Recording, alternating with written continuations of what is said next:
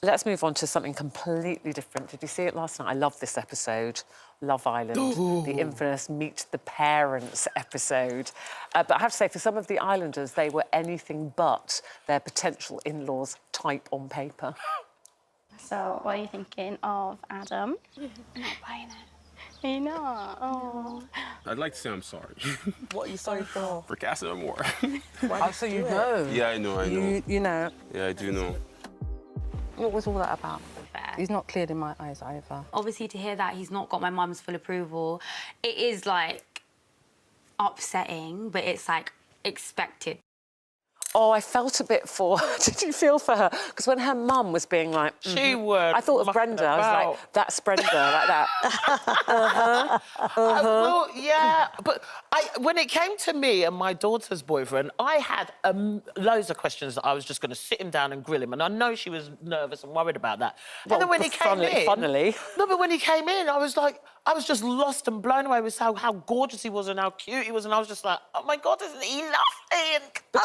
But she must be nervous about bringing a boyfriend home, knowing, like you said, I'm going to give him a grilling. Always. Well, yeah, but that's what they would expect. But the first, you know, you've got to get to know... I think it's nice, but I don't think that it should change your view on your relationship necessarily. Well, but I think it can, Jane, don't you? If the partner, if their parents don't like you, or... I mean, it's awkward. I sort of, outside of if somebody came into the house who I instantly took a dislike to because I would see controlling behaviour or something like that, that was a red flag. But everything else, I just think, if as a parent you're constantly there going, I don't like them, whatever, that's almost going to drive them into their arms even more. So I'm much more kind of like, hello, thinking you'll last 3 minutes, whatever. But, you know, I have a friend who's been married now for 20 years. Her family didn't approve of her husband. They've now got 3 teenage children, and her family have still refused to meet her husband. They didn't come to the wedding. They won't meet her husband. What about the children? And they've never met the children.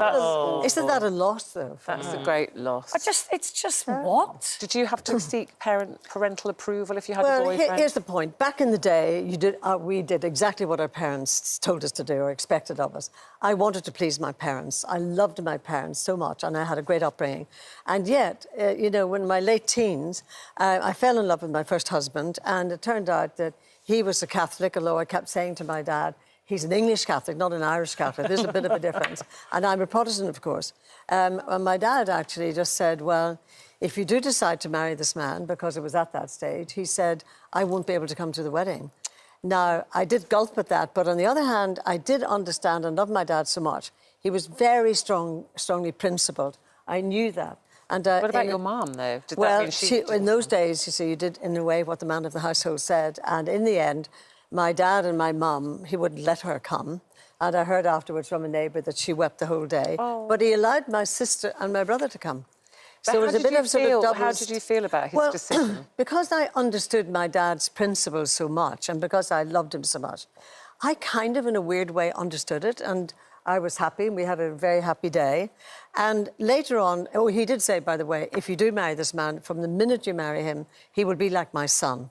Oh, and that was the truth. And do you think he hoped you would be put off by him not coming? Well, you see, in Northern Ireland it's tricky, you know, I mean, particularly back then, tricky. And I suppose, in a way, yes, he was sort of saying that.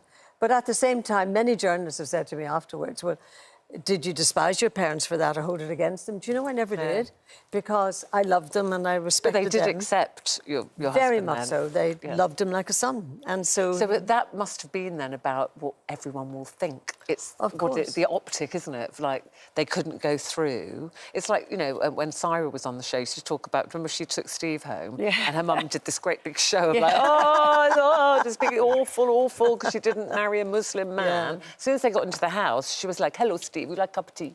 And absolutely loves him, and they're really close. Very so her quickly. thing was how it would look with the neighbours and the community. Of course, and that was very much the atmosphere in Ireland at that time. But very quickly, I think that the situation would be terrible if you, say we're having a second marriage, or, you know, you're older and you're bringing home and your children don't like that person. Now, that would be tricky.